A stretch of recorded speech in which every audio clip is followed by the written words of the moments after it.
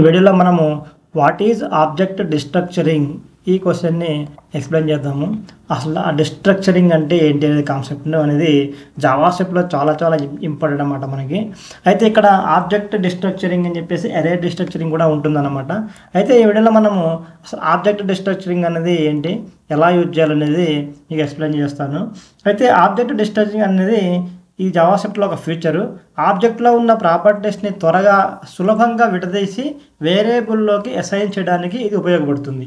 దీని యొక్క main definition ఏంటంటే ఒక ఆబ్జెక్ట్లో నుంచి బయటికి తీసేసి మనము సపరేట్గా వేరియబుల్కి అసైన్ చేసి ఈజీగా మనము వాడుకోవచ్చు అనమాట. మన అప్లికేషన్లో చాలా ఈజీగా మనము హ్యాండిల్ చేసుకోవచ్చు. దీన్నే ఆబ్జెక్ట్ డిస్ట్రక్చరింగ్ అని చెప్పేసి అంటారు అనమాట.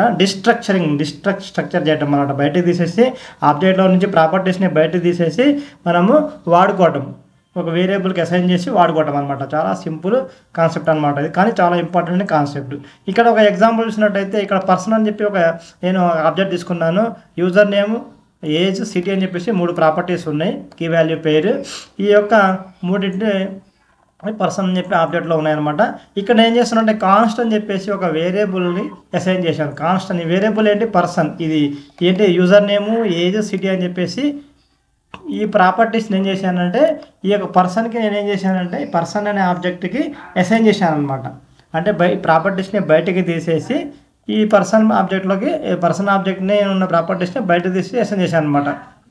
అప్పుడు ఏమవుతుంది, ఇక్కడ కన్సోల్ చేస్తే ఆటోమేటిక్గా మనకి దీన్ని ఇప్పుడు మనం మామూలుగా ఆబ్జెక్ట్లోని ప్రాపర్టీస్ని మనము యాక్సెస్ చేయాలంటే person dot user name, person dot age, person dot city అని చెప్పి రాయాలి. కానీ ఇలా డిస్ట్రక్చరింగ్ చేయడం వల్ల ఏమవుతుంది, డైరెక్ట్గా మనము యూజర్ నేము, ఏజ్, సిటీ అని చెప్పి డైరెక్ట్గా మనం వాడుకోవచ్చు.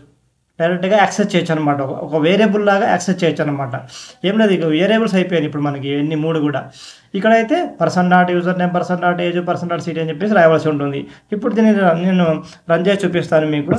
మనకి ఏమొస్తుంది ఇక్కడ ఆన్సర్ అని చెప్పేసి ఎస్ఎస్ టెక్ ల్యాబ్స్ 25 హైదరాబాద్. ఈ 3 వచ్చేసి ఎస్ఎస్ టెక్ ల్యాబ్స్ 25 హైదరాబాద్.